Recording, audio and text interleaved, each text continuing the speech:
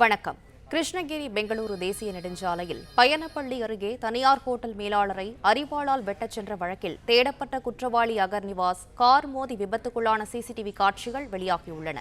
இதுகுறித்த விவரங்களை செய்தியாளர் பிரபு வழங்க கேட்கலாம். பிரபு, வணக்கம். விவரங்களை சொல்லுங்க. நிச்சயமாக, அதாவது நேற்றைய முன்தினம் இரவு, அதாவது 13ஆம் தேதி இரவு கிருஷ்ணகிரி அடுத்த பயணப்பள்ளி என்னும் இடத்துல, அதாவது பெங்களூர் கிருஷ்ணகிரி தேசிய நெடுஞ்சாலையில் இருக்கக்கூடிய பயணப்பள்ளி பகுதியில செயல்பட்டு வரக்கூடிய தனியார் உணவகத்தில் உள்ள மேலாளருக்கும் கிருஷ்ணகிரி மாவட்டம் சிஞ்சிப்பள்ளியை சேர்ந்த அகர்நிவாஸ் என்ற நபர்களும் ஏற்பட்ட வாக்குவாதம் அதிகரிக்க அகர்நிவாஸ் அவர்கள் அந்த உணவகத்தின் மேலாளரை தான் கொண்டு வந்த அரிவாளால் வெட்ட முயன்றார். மேலும் தனியார் உணவகத்தில் புகுந்து அங்குள்ள டிஸ்பிளேக்களை உடைத்து அங்கு நிறுத்தப்பட்டிருந்த காரின் கண்ணாடியும் அவர் உடைத்து சென்றார்.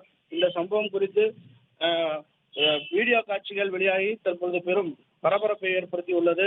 இதன் அடிப்படையில் உணவக மேலாளர் கண்ணன் அவர்கள் கிருஷ்ணகிரி மாவட்டம் குருபரப்பள்ளி காவல் நிலையத்தில் கொடுத்த புகாரின் பேரில் தேடப்பட்டு வந்த அகர்நிவாஸ் நேற்று காலை இருசக்கர வாகனத்தில் பயணப்பள்ளி ஏரிக்கரை அருகே சென்ற பொழுது பின்னால் வந்த கார் மோதி விபத்துக்குள்ளான அந்த சிசிடிவி காட்சிகளானது தற்பொழுது வெளியாகி உள்ளது. இந்த விபத்தில் அவர் அந்த காரின் முன் சக்கரத்தில் சிக்கி சுமார் 50 அடி தூரம் தனது இருசக்கர வாகனத்தோடு 50 அடி தூரம் இழுத்து சென்றக்கூடிய அந்த காட்சிகள் தான் தற்பொழுது அந்த வெளியாகி உள்ளது.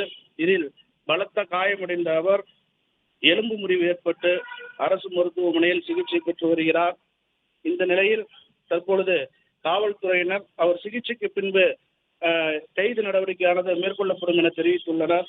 தற்பொழுது இந்த சிசிடிவி காட்சிகள் வெளியாகி பெரும் பரபரப்பை ஏற்படுத்தியுள்ளது. நன்றி பிரபு.